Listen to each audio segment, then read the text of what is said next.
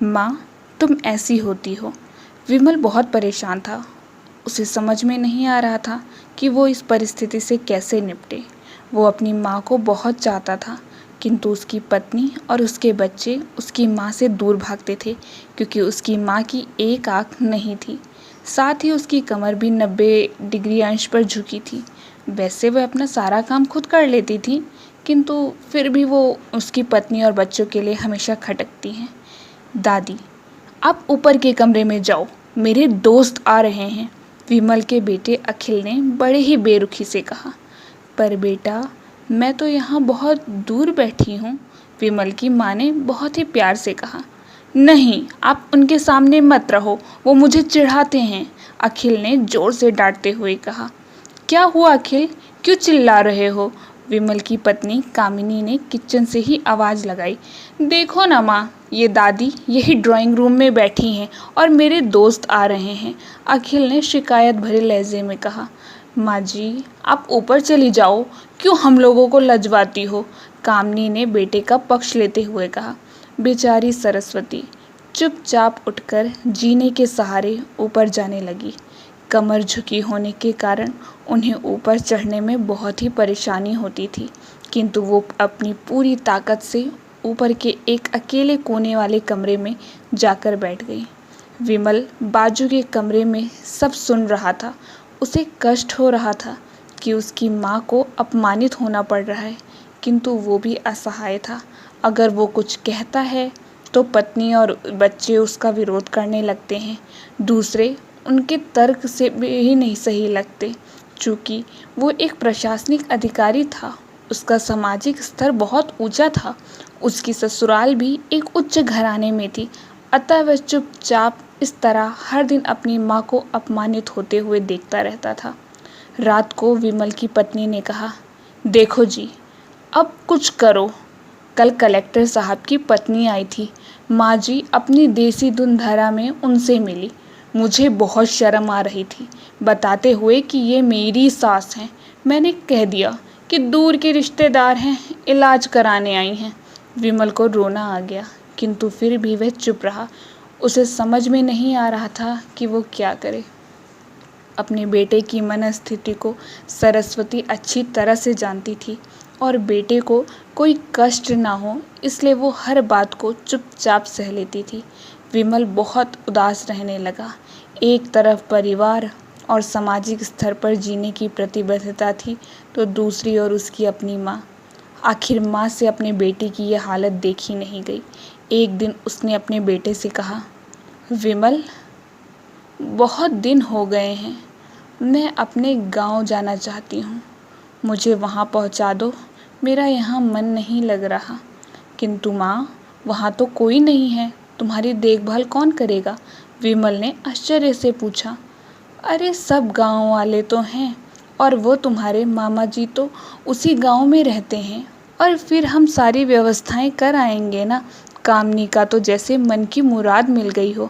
हाँ बेटा, बहुत सही कह रही है, सरस्वती ने लंबी सांस लेते हुए कहा। विमल जानता था कि गांव में माँ की देखभाल करने वाला कोई नहीं है, लेकिन उसकी अपनी पत्नी की जिद के कारण वह अपनी माँ को गांव छोड़ने पर विवश हो गया। माँ को गांव छोड़कर आते वक्त उसे रोना आ रहा था तथा वह अपनी बेबसी और पर गुस्सा भी आ रहा था, किंतु परिवार, पत्नी और समाज ने उसकी इन मनभावों को दबा दिया और वो सुकून सा महसूस करने लगा।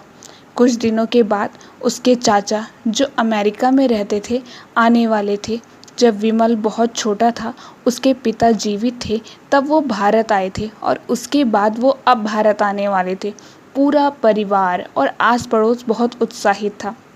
अमेरिका से विमल के डॉक्टर चाचा आ रहे थे। डॉक्टर रमेश ने जैसे ही घर में कदम रखा, सबने मिलकर बहुत उत्साह से उनका स्वागत किया। क्यों विमल, भाभी नहीं दिखाई दे रही, कहाँ हैं? डॉक्टर रमेश ने उत्साहपूर्वक से पूछा। जी वो गांव में रहती हैं, यहाँ उनका मन नहीं लगा, कामिनी ने सपाट लहजे में उत्तर दिया। डॉक्टर रमेश ने विमल की ओर देखा तो विमल ने अपनी आंखें झुका ली। डॉक्टर रमेश सब समझ गए। बोले, कल हम भाभी से मिलने गांव चलेंगे सब लोग। दूसरे दिन सभी लोग गांव के घर में पहुंचे। देखा कि सरस्वती को बहुत तेज बुखार है और वह पलंग पर असहाय पड़ी है। डॉक्टर रमेश दौड़कर सरस्वती के पास गए और उनके पैर छूकर रोने लगे। सरस्वती की यह हालत उनकी कल्पना से भी परे थी। वाह बेटा विमल, तूने तो नाम उजागर कर दिया। अपनी माँ की ये हालत देखकर तुझे शर्म तो नहीं आ रही होगी? डॉक्टर रमेश ने विमल को लगभग डांटते हुए ही कहा। नहीं देवर जी, विमल का कोई दोष नहीं है, मैं खुद गांव आई थी। सरस्वती ने अपने बेटे का बचाव किया। मुझे सब पता चल गया है भाभी, आप चुप रहो।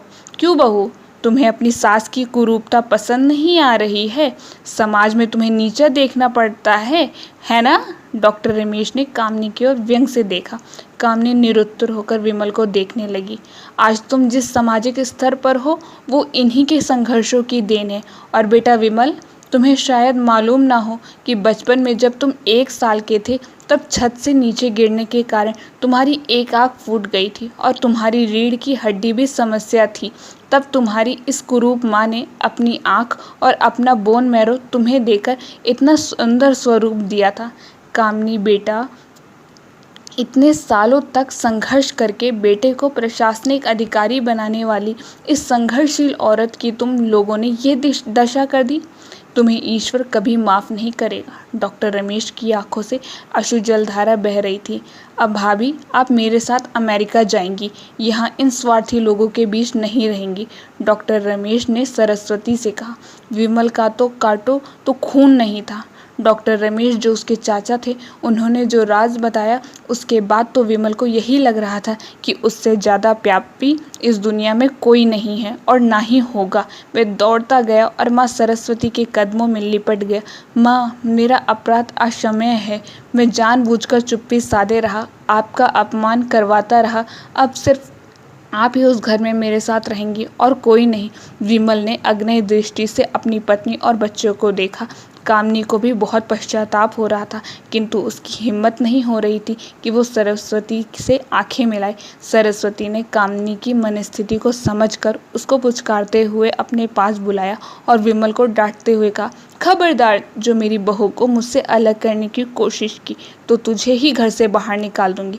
कामनी और बच्चों ने सरस्वती के पैर पड़ते हुए अपने व्यवहार पर माफ़ी मांगी और माँ के हृदय ने तो सबको माफ़ी कर दिया। और ये थी आज की कहानी। आप कैसी लगी, आप ज़रूर अपनी राय दीजिएगा। धन्यवाद।